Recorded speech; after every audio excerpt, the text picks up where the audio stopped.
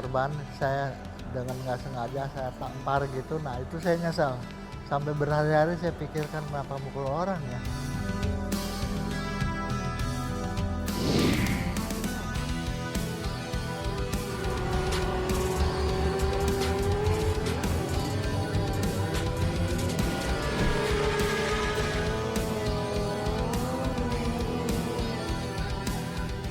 Fenomena geng motor di Jakarta bukan sesuatu yang baru. Cerita brutalnya sudah ada sejak tahun 70-an. Jumlahnya puluhan. Yang paling melegenda dan fenomenal adalah geng motor Pachinko alias pasukan Cina Kota. Disebut begitu karena anggotanya adalah anak-anak muda penyuka sepeda motor keturunan Tionghoa. Spesial, mereka merampok toko emas.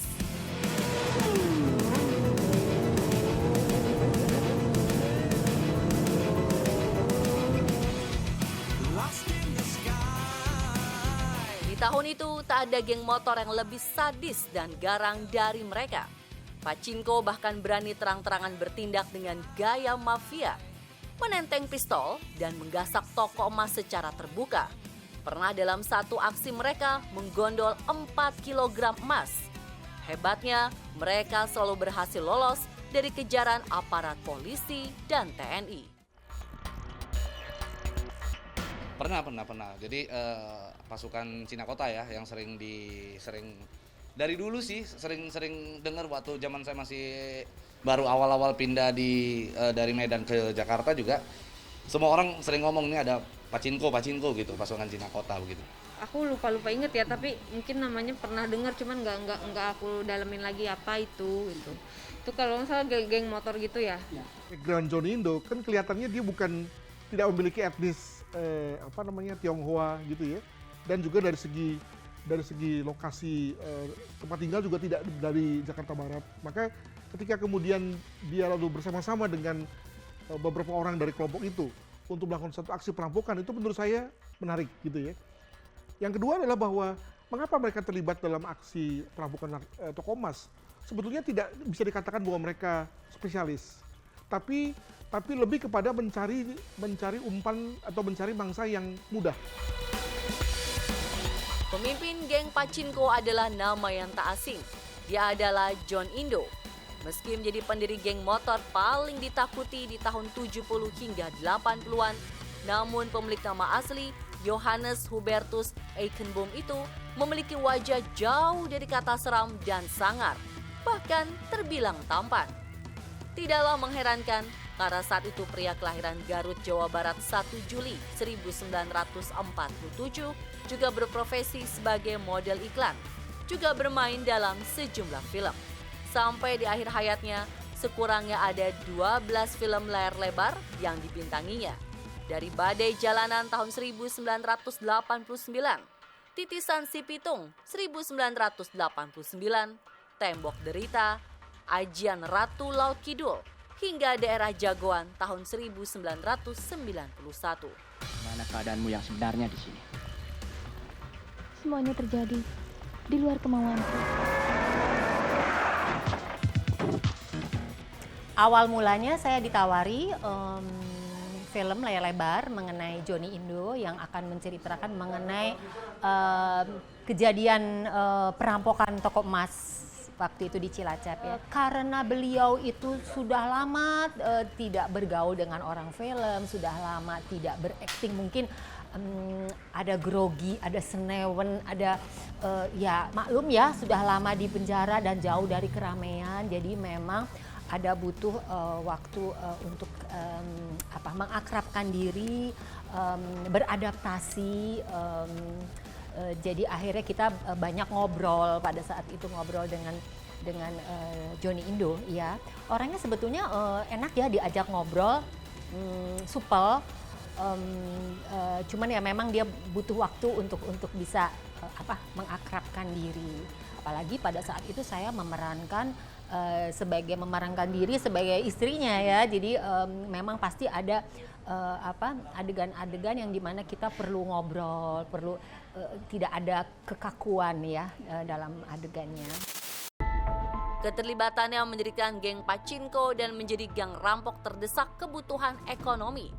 John muda harus menghidupi istri, anak, ibu, dan adik-adik angkatnya sepeninggalan sang ayah. Tak ada pilihan lain, lalu bersama 3 temannya membentuk gangster. Berperang pula pada masa itu muncul banyak preman di ibu kota. Ada Kusni Kasdut yang menguasai Pasar Senen, Aladin yang beroperasi di Pasar Baru, Anton Medan Raja di Glodok dan sekitarnya. Dan John Indo membentuk Pachinko yang berbasis di wilayah kota. Terhitung semenjak memulai aksi pertama tanggal 20 September 1977 di sebuah toko emas kawasan Kebon Kacang, Tanah Abang, Jakarta, hingga pada 1979, Pachinko ditaksir telah mengumpulkan hampir 129 kg emas. Toko emas dipilih karena bernilai tinggi dan gampang dijual. Papi itu memang dia mempunyai kawan-kawan yang begitu banyak, ya, yaitu geng motor ya. Saya kagum sekali karena geng motornya itu yang disebut Pachinko itu mempunyai orang-orang yang begitu kreatif. Juga mereka melakukan akrobat-akrobat yang luar biasa, bawa motor sampai miring sekali. Saya waktu itu memang masih remaja, masih baru lulus SD waktu itu. Saya nggak pernah lihat dia bawa uang banyak pulang. Nggak pernah memang. Kita nggak pernah lihat emas juga ya, Mam. Kita aja nggak pernah pakai emas 1 gram pun nggak pernah. Dia suka bawa koper. Kalau pergi pulang bawa koper itu nggak boleh dilihat-lihat, nggak boleh dibuka. Nggak boleh dibuka. Apa alasannya waktu itu? Ya, pokoknya itu nggak boleh ikut campur, jangan buka-buka, jangan dilihat. Kalau dilihat dari angka totalnya yang sudah mencapai 100 kilo, maka bisa diperkirakan bahwa frekuensi mereka kemudian dalam rangka merampok itu tinggi sekali. Dan sekali lagi itu yang kemudian lalu menimbulkan pola yang makin jelas bagi polisi dalam rangka kemudian menangkap mereka, gitu ya. Nah, sebagaimana kalau saya tidak salah dengar, polisi ketika itu sudah memantau di mulut-mulut pertokoan, gitu ya, di mulut-mulut pasar. Jadi ketika mereka beraksi, memang polisi tidak bisa tahu kapan mereka beraksi dan di mana, tapi polisi menempatkan anggotanya di mulut-mulut pasar, ya. Sehingga kemudian ketika ada anggotanya yang setelah merampok lalu lari, nah ketika di gang pasar itulah lalu kemudian mereka berhasil dilumpuhkan, begitu. Sebetulnya takut nggak, cuma menyelidiki. Ketakutan sih nggak ada. Namanya waktu itu saya sedang bandel-bandelnya barangkali ya, jadi nggak ada rasa takut. Targetnya yang paling gampang diraih ya toko emas. Toko emas. Kalau money changer sulit, karena pakai security. Oh gitu. Kalau rumah orang nggak pernah? Nggak pernah. Sulit juga. Yang gampang aja yang kelihatan. Saat itu keluarga tahu nggak? Saya kira nggak tahu. Nggak tahu ya? Saya sangat merahasiakan. Sebetulnya banyak anak buah saya. Tadi saya katakan 12. Cuma saya pilih-pilih. Jadi semacam ilmu kejiwaan. Saya pelajarin nih orang yang mau mati duluan yang mana nih. Yang mau mati duluan. Yang mati ini. Ini yang bakalan umur panjang. Yang kira-kira wajahnya seger saya ajak duluan. Kalau wajahnya nggak seger nggak diajak? Nggak, takut mati kesian.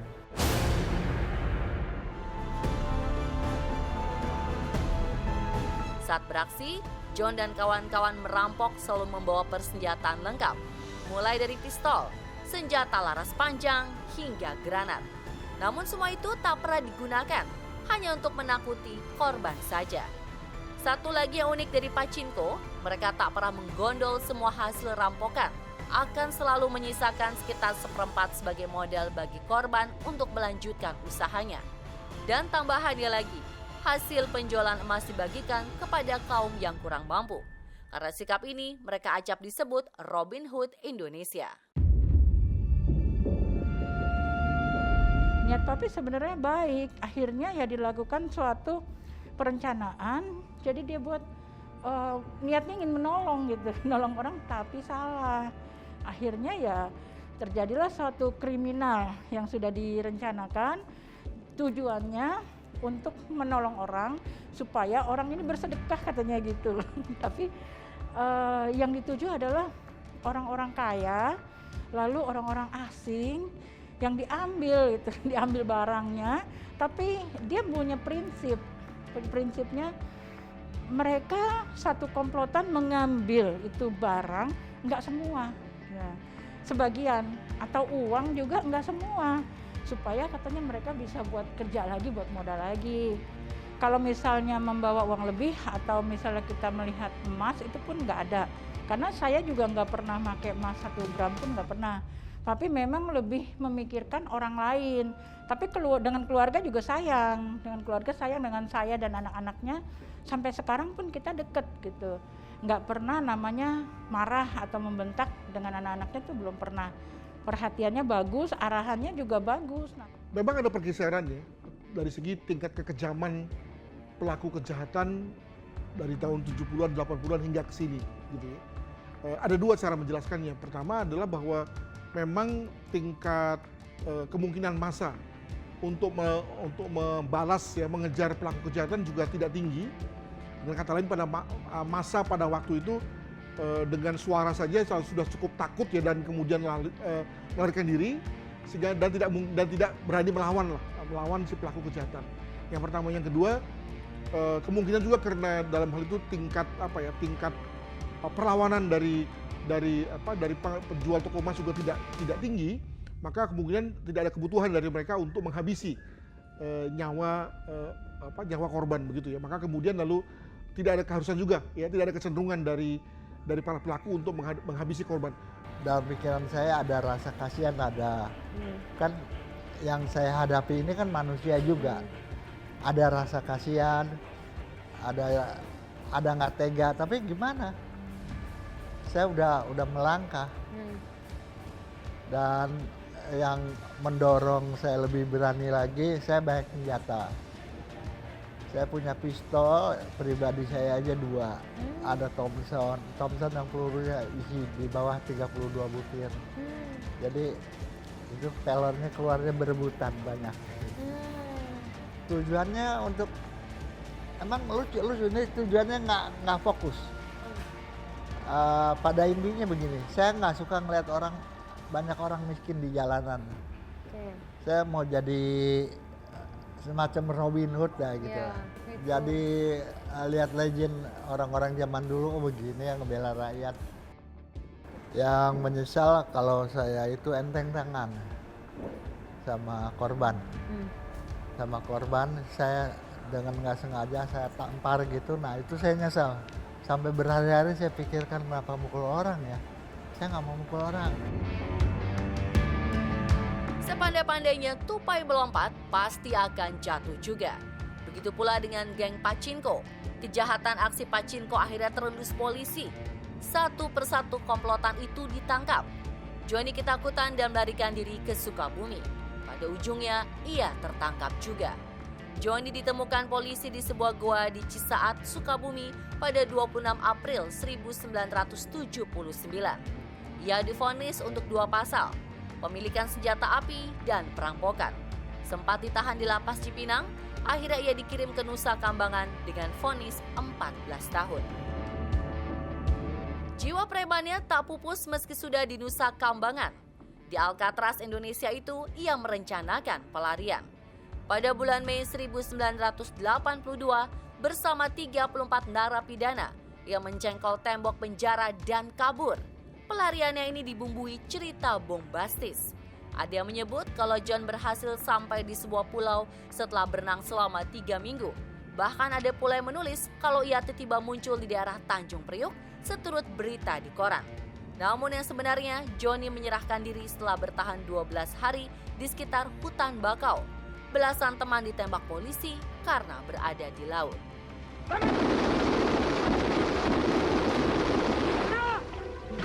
Saya John Indo! Saya menyerah! Saya menyerah! Saya menyerah!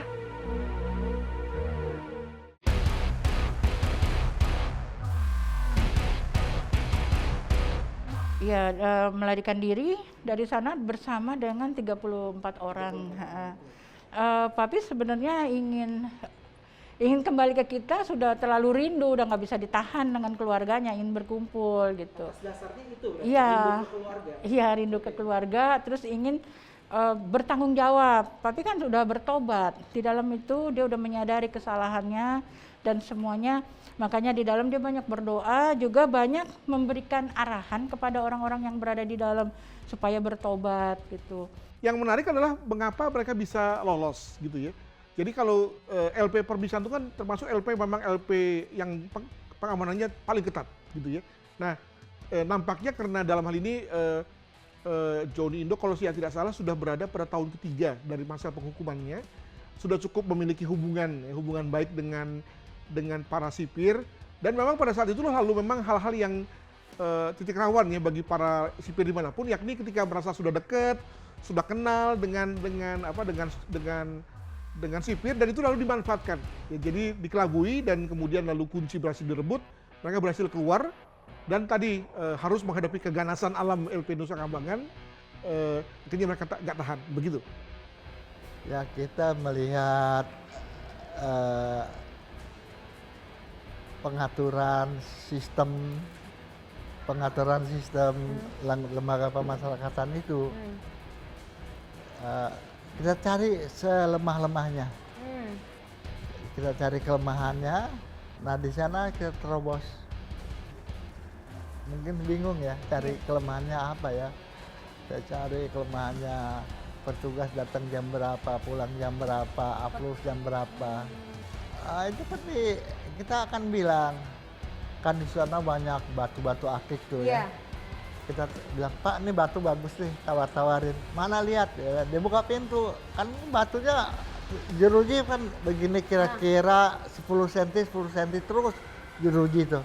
Batunya kira-kira 20 cm, dia nggak muat, mau nih pintu dibuka. Begitu dibuka disodorin sekalian sama orang-orang kita dorong. Jadi penjaranya di bawah, jadi kita larinya malah ke atas. Mungkin maksudnya dibuat begitu kalau napi yang larinya rombongan itu bisa ditembakin dari bawah. Nggak tahu senjatanya udah nggak ada, mas kita udah. Nah, pertama kali lari itu kemana? Menuju kemana? Kampung Laut. Kampung Laut. Cuma kita suruh anak buah lepas perlengkapan baju atau apa itu, ikat pinggang, dikasih di jalan, tapi dibuang ke arah yang salah. Terus kita kembali lagi dengan jangan meninggalkan bekas kaki, jejak ke jalan yang kita lari. Jadi petugas begitu lihat, wah larinya kemari, ini ada bajunya, ini ada itu, nah gitu. Kayak main-mainan. Tanggal 27 Februari 1988 Johnny bebas. Ia kembali ke pangkuan keluarga. Belasan tahun hidup sebagai narapidana telah mengubah jalan hidupnya. Tidak saja kembali ke keluarga, ia juga tobat dan kembali ke jalan Tuhan. Pachinko tinggal cerita kelam masa lalu. Johnny memulai kehidupan baru sebagai seorang muslim setelah menjadi mu'alaf. Almarhum Kiai Haji Zainuddin MZ memberi pengaruh besar pada keputusannya. Ustadz legendaris ini juga memberinya nama Umar Billah. Johnny berkeliling Indonesia berdakwah dengan cara berbagi pengalaman. Ia pernah melaksanakan ibadah haji atas undangan Pangeran Arab, keturunan Raja Fat menggunakan jet pribadi. Alhamdulillah, berarti manusia juga mungkin ada saatnya dia juga sudah lelah untuk bermacam-macam, sudah waktunya dia mulai mendekatkan diri kepada Allah. Kenapa enggak gitu ya? Ada saatnya manusia itu kan insaf juga ya. Jadi alhamdulillah sih di akhir hayatnya beliau insya Allah husnul khotimah ya. Saya udah keliling Indonesia sampai ke Irian. Saya dipanggil di masjid-masjid besar, dakwah. Saya menceritakan bagaimana susahnya orang melakukan kejahatan, jangan seperti saya gitu. Pada tanggal 26 Januari 2020, Tuhan memanggilnya pulang dalam usia 72 tahun. Bukan sebagai Johnny, pemimpin geng Pachinko nan legendaris itu. Ia wafat membawa nama Umar Billah. nama yang diambil dari seorang sahabat Nabi yang sangat diidolainya. Saya yang tahu, dia cuman baik sama anak-anak. Dia nggak pernah pukul anaknya satu orang pun, walaupun nakal, nakut-nakutin aja gitu. Ya, dia paling kalau nakal, tuh, mah anaknya nakal tuh, dia suruh ke saya gitu. Kalau waktunya nggak pernah gitu. Waktu mau meninggal. Waktu mau meninggal, apa Bu yang disampaikan? Ya kita saling meminta maaf lah gitu. Dan kalau saya ada salah, saya minta maaf, dia juga begitu ke saya. Waktu mau meninggalnya hanya itu aja. Saling memaafkan dan saya mendoakan dia supaya dia benar-benar bertobat.